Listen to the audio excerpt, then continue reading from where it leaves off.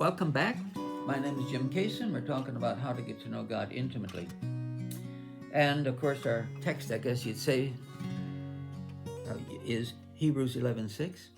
Without faith, it's impossible to please God, but we must believe that He is and that He's a rewarder of those who diligently seek Him. Now, faith, then, another word for faith is trust. I'll take us back to Proverbs rather, chapter 3, verse 5, and that without trust, without trusting God, we must trust Him with all of our heart and lean not to understanding, it says.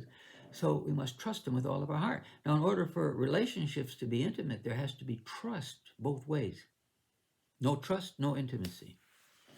So without faith or trusting God. And again, the only way you can walk with God is by faith, because you can't see Him. He doesn't have a physical body. So everything in our dealings with God, it's all by faith. And so without faith, you can't please Him, because He wants you to believe that He is and that He's alive. And He wants to help us. He wants to help us to succeed in life. All right, so we talked about these two worlds in the last session. And so we have the physical world, and that was 2 Corinthians 4:18. While we do not look at the things which are seen, so we're not to look at the physical, but at the things which are not seen. That's what we're to look at. For the things which are seen are temporary, but the things which are not seen are eternal. So, I guess in this 45 years of ministry, the biggest problem that Christians have is not the devil. It's their bodies, flesh.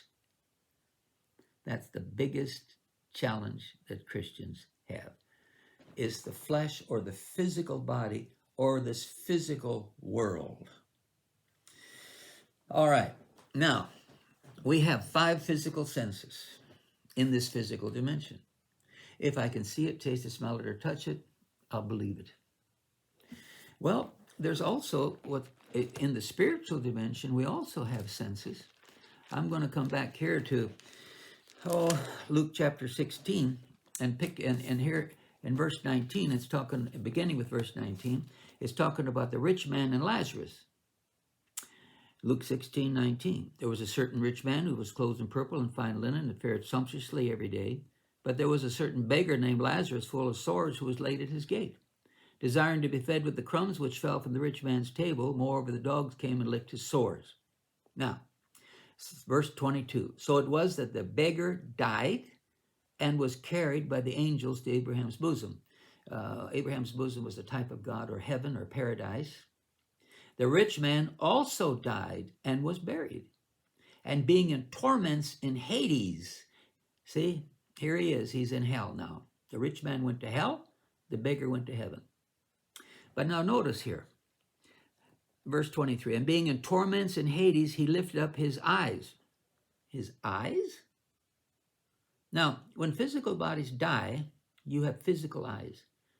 And upon death, they immediately start to deteriorate. You can't see a thing. I mean, they're turning into dust. But yet, here he is now in the spiritual dimension. He's left his body. Now he's in hell. And he lifts up his eyes. Now he doesn't have a physical body, but he's got eyes. And he can see Lazarus in Abraham's bosom or in paradise. Then he cried, Father Abraham, have mercy on me and send Lazarus that he may dip the tip of his finger in water and cool my tongue. Wow, there's a finger.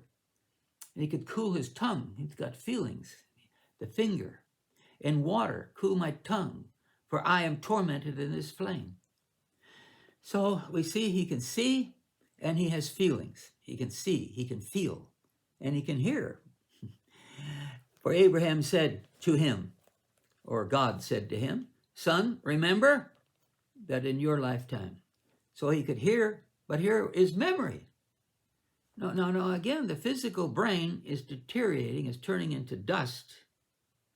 There's no physical brain left. But now as a human spirit, he has a spiritual soul. The soul is spiritual. And he said, Son, remember that in your lifetime you received good things, and likewise Lazarus evil things, but now he's comforted and you are tormented. Now, isn't that something? Memory. Without a physical body, without a physical brain, there's memory. So you can see there's that in the spiritual realm, the human spirit also has 5 spiritual senses.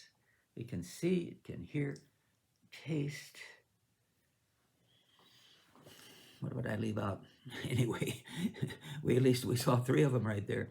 So there's a finger, there's a hand, there's an arm, there's a tongue, there's a mouth, at the mouth there's a head.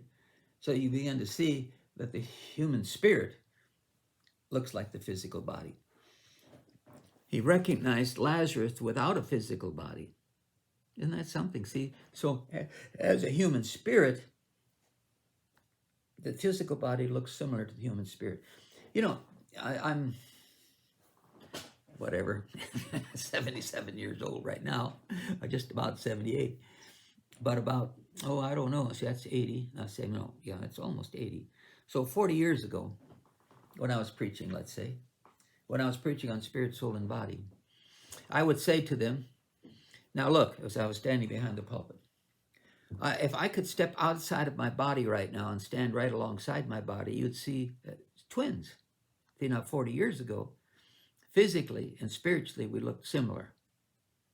But if I stepped out of my body now, yeah, you'd see the similarity between the physical body, but the body has had for 40 years of death in it, and it doesn't look near close to what it looked like 40 years ago. My body's aging. But the point is,